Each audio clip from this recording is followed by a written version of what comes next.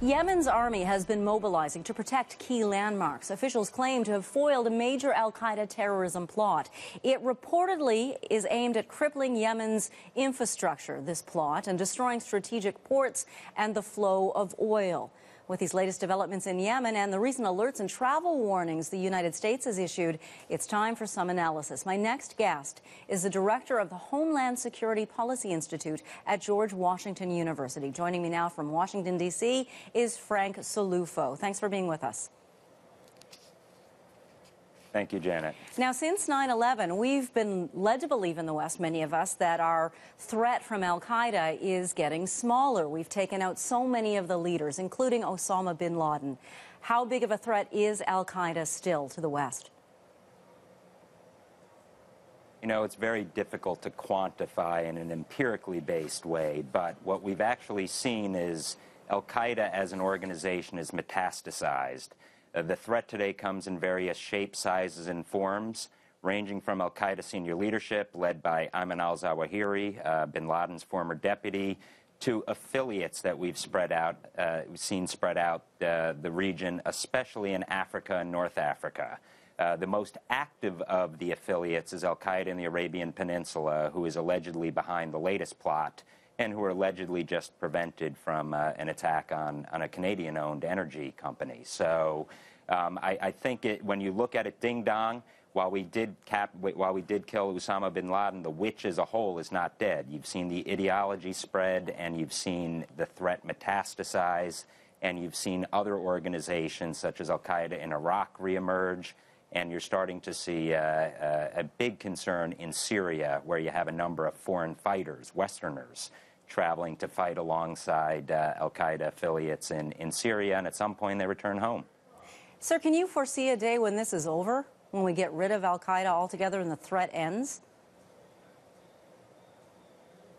You know, I don't envision a day where you can say victory, we've won the war on terrorism. What I do see is an opportunity to mitigate and manage risk.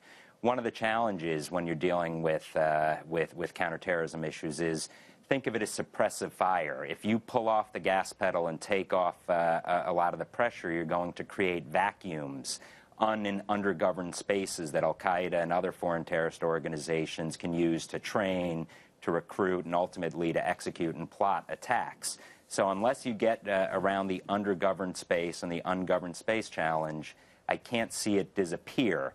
What I can see is we can mitigate and take the highest threat and highest risk opportunities off the table. And then we've got to be cognizant of the fact that we've got those inspired by Al-Qaeda's ideology in our own countries. In Canada, you've had a couple of big arrests recently. In the United States, there have been over 60 jihadi plots in the United States. And obviously you see the same discerning and troubling trend in Europe. So it comes in various shapes, sizes, and forms. I think we need to continue to go after Al-Qaeda's leadership, especially those with military training that can cause the most damage. And we also need to start addressing the ideology to expose it for what it is, and in my eyes, ideologically bankrupt. Now, we've publicized these attacks and all the measures the U.S. is taking to clear people out of its embassies and diplomatic missions very widely. Obviously, anyone who is planning to attack those embassies now knows that the people they were hoping to kill aren't there anymore. Why would we publicize it? Aren't they just going to change targets?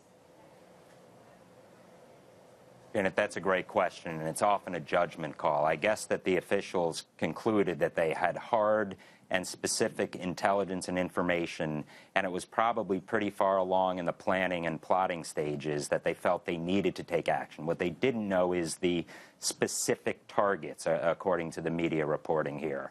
But it's always a judgment call. And in this case, you're always going to err on the side of public safety and security, of our diplomats, of others traveling in the region. And it also could serve as a short-term deterrent.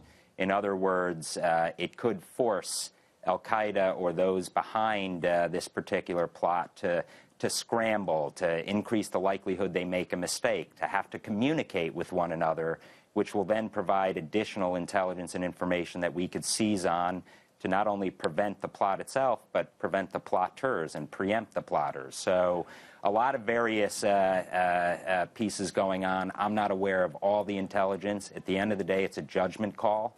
Whether or not it was an overreaction, time will tell. But I do think that they're going to err on the side of public safety first. And there could be good tactical reasons for why they want to publicize it so they can try to get ahead of the threat. Frank Salufo, director of the Homeland Security Policy Institute at George Washington University, thanks so much. Thank you, Janet.